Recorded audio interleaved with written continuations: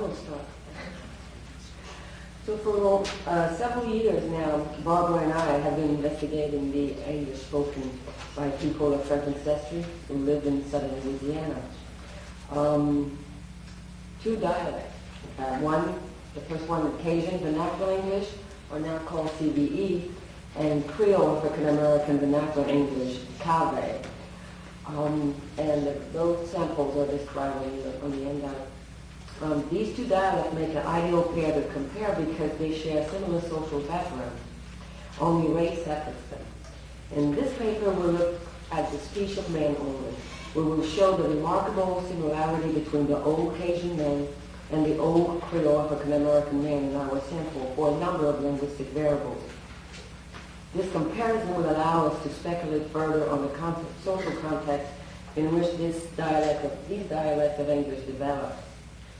Then we will look at the age distribution for some of these same variables, which will in turn focus our attention on the variable social context that lead to the persistence rather than change of social patterns. After the Louisiana Purchase in 1803, South Louisiana became a frontier state where contacts were intense between races in different levels of society, ethnicities, and between English and French-speaking groups.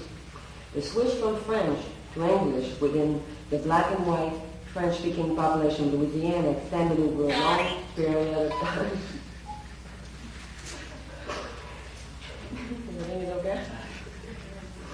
It began in the pre-Civil War days when the elites of both populations, conscious that English was replacing French in all domains, started to educate their children in English in order to give them social and economic advantages. And Connie yesterday afternoon gave a very good example of that with the Prudhomme family. English spread with a massive influx of English-speaking Southerners and their English-speaking slaves from 1805 to 1860, with C. Bailey's 2001. The majority were from the Upper South and used 19th century varieties of English. Many also came from Virginia and the South Carolina, Georgia coast. Another important influx of English speakers was the two Irish migration waves. So one of the important questions that we asked ourselves is, how did Creoles and Cajun come to develop a variety of English that is distinctive both in their own geographical regions as well as within mainstream American English? The most obvious source for these varieties of English is the influence of French. So CVE and CAVE would have begun as some form of accented English. In our earlier works, we cast doubt on the language interference hypothesis for several reasons. In most cases of language interference, the English spoken as a second language by migrants, generally learned as adults and often without formal instruction, is marked by phonetic, morphosyntactic, and discursive anomalies, which can be traced to their imperfect learning. English is generally not the dominant language or even the preferred language of these speakers, and the discourse is often marked by varying degrees of disfluencies and hesitancies. Further careful analysis of such varieties of ESL can sometimes discover the source of some forms in the first language. However, perhaps the most important fact about these varieties of ESL, for our case, is that they are ephemeral.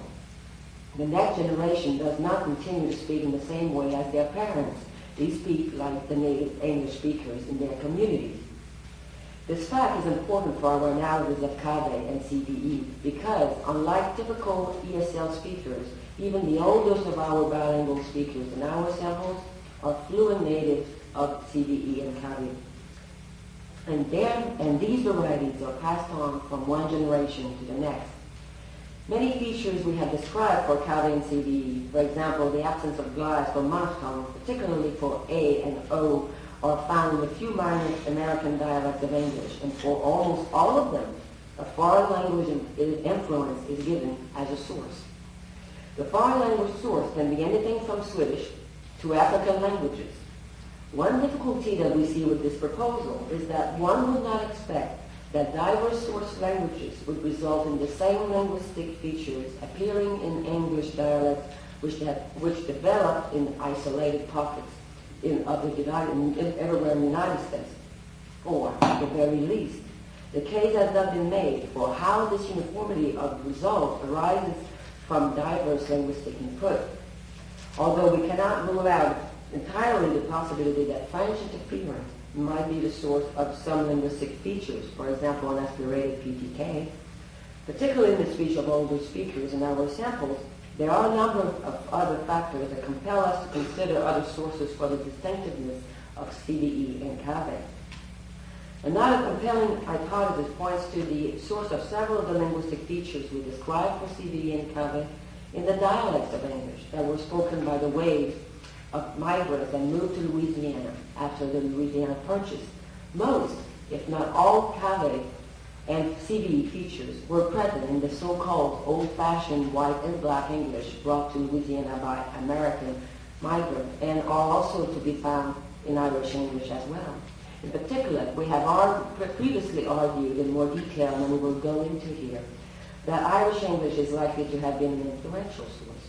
Prior to 1830, many Scots and Irish migrated to Louisiana, and this new first wave was called the Old Irish by historians. They were intensively engaged in the import and export business, supplying plantations with all sorts of goods. They were cloth merchants and shopkeepers, and they were well represented in banking, in medicine, and education. And between 1890 and 1860s, a massive Irish population called the New Irish, divided into distinct social and economic classes, settled in Louisiana. Irish, both new and old, were dispersed across all municipalities in New Orleans, and as well as in rural areas such as in St. Martinsville and Tuscaloosa, where we conducted our fieldwork. When Cajun and Creole African Americans started to learn English in the early 19th century, English speakers were found at all levels of society, from the top to the bottom of the social pyramid. Although we cannot be sure exactly when Cajuns and Creole African Americans began to learn English, both historical accounts as well as our own interviews suggest that it was fairly early, certainly pre-Civil War. The switch to English as the only language has been a very gradual process, which means that there was an extensive period of bilingualism. By the middle of the 19th century, English was definitely important in all parishes where we collected data.